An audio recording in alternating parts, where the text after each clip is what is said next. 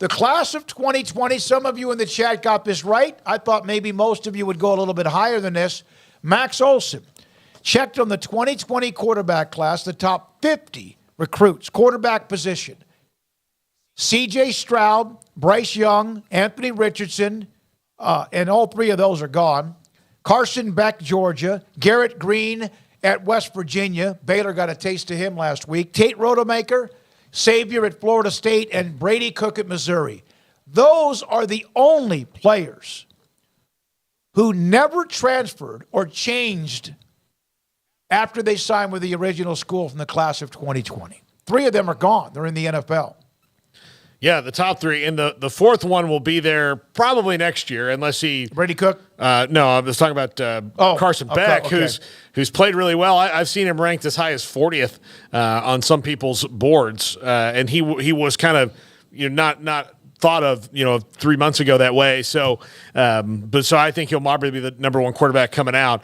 And, and we'll see. Look, if Tate Rodemaker loses to Louisville and he may not be the starter at Florida State next year, and he might transfer too. I don't think so, but you never know. So that's so that means if you put that list back up, Garrett, how many then are still a part? There's 4 then, right? Beck, Green, Rodemaker, and Cook. Yeah, 4. I thought there was 5. A lot of you put 2. Some of you put 7. Some said 10. I think Paxton and others maybe said 5, but I thought 5 was right, but it's 4.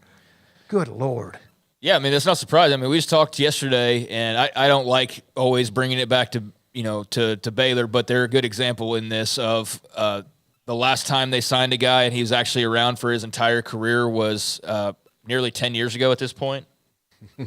I mean, nearly a decade where you've gone without signing a guy and seeing him all the way through to the end of his career. I mean, think about that. That's crazy. A decade has gone by where you've not had that happen. So not surprising. I was trying to think of like who's another random team I could throw in there, but there's not a.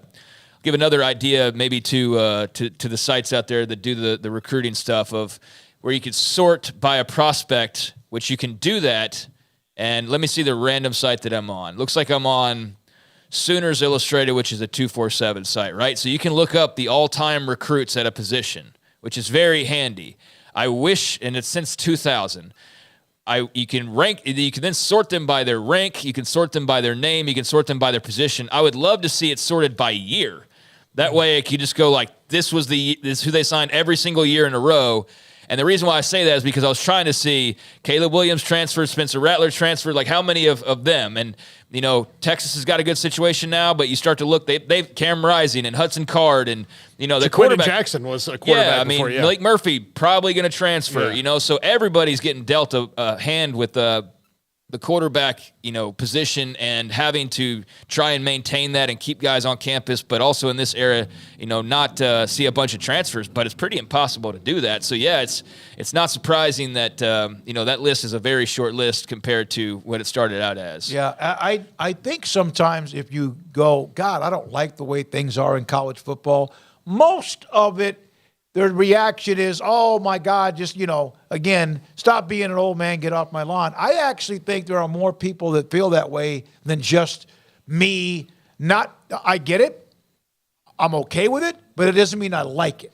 No, I think most people don't like there's different things. Like, I'm thrilled that players are making money, and I'm thrilled that the transfer portal works out for some team. I mean, you can build to the transfer portal, and I think it's good for players that aren't in the right spot, or it's good for programs that you don't have to say, like, you don't have to wait 5 years for a guy to get a full class in to be better and all those things.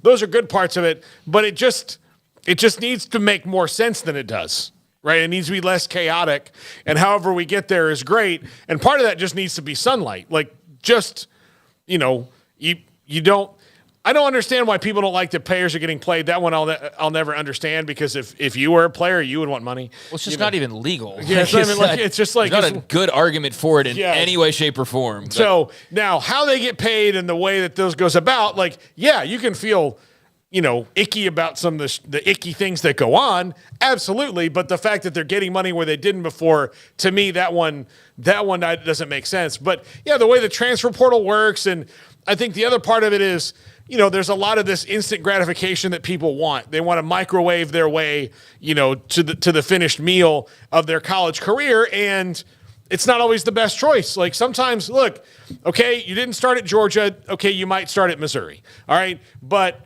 if you didn't start at Georgia and then Missouri doesn't call and then other people don't call, then, maybe, you should have just stuck it out, and gotten what you could out of that deal. And it's different for everybody. I totally get how you feel. I don't totally love everything. I think there's good aspects to it, but I don't necessarily like the way the execution of it all goes. Okay.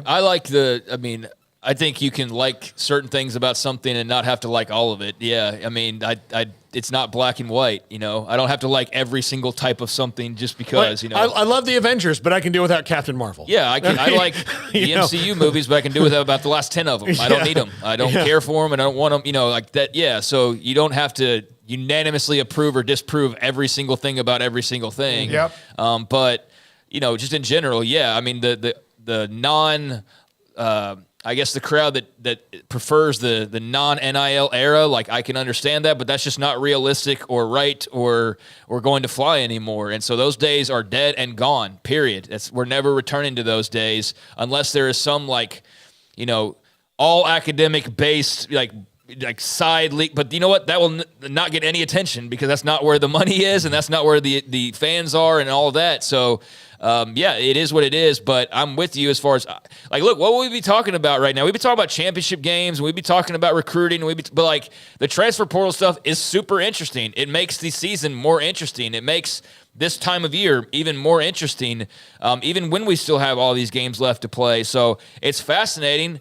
I do think that a lot of times you are being told, though, by people who benefit from it of why it's so great and how you're stupid if you don't agree so, because they're directly benefiting from the subject matter.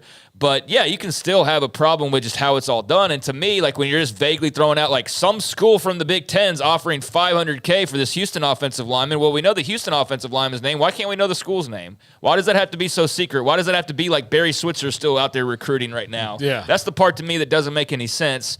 But that's the part that I think the schools want to keep that way. So, again, they're not competing openly with well-known offers and, all those types of issues that might arise there or tampering or what have you. Because is the portal open yet? No. Yeah, so all these things we're talking only if your coach got fired. So Max Johnson can leave A&M and go to North Carolina. So there's the shroud of secrecy that you want. Yeah. But if your coach didn't get fired, then the portal's not open until Sunday or Monday. Yeah. So in the case of the Houston offensive lineman, or was he an offensive lineman? Defensive lineman. That's fine. Holgo's gone. Boom. Okay. But I do think there's a little bit too much secrecy. But whatever. It is what it is, and it's fun. It's entertaining, and it's definitely making things a lot more interesting. All right. So